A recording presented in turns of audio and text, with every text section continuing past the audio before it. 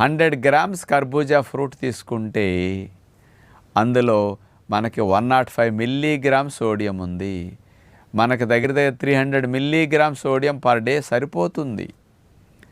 అందుకని కర్బూజా పండు ఒకటి కొనుక్కున్నాం అనుకోండి, ఒక హాఫ్ ఈ రోజు వాడతాం, మిగతాది ఫ్రిడ్జ్లో పెట్టుకుంటూ ఇంకొక హాఫ్ నెక్స్ట్ డే వాడుకోవచ్చు.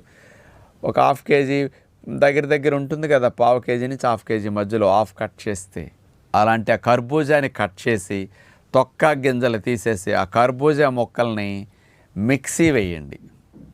మెత్తగా మిక్సీ అయిన తర్వాత దాంట్లో పాటు కావాలంటే కొంచెం పుచ్చకాయ ముక్కలు కూడా వేయండి, కాంబినేషన్ కావాలంటే కొంచెం గ్రైండ్ చేసేసి ఫిల్టర్ చేసేసేయండి, వడకట్టేసి తీసేసుకోండి. ప్యూర్ కర్బూజా జ్యూస్ అయినా తాగండి. కావాలంటే కాంబినేషన్ బాగుండాలంటే కొద్దిగా పుచ్చకాయ ముక్కలు కూడా వేస్తే పుచ్చకాయ కలర్ వల్ల కానీ ఫ్లేవర్ కూడా మారుతుందన్నమాట.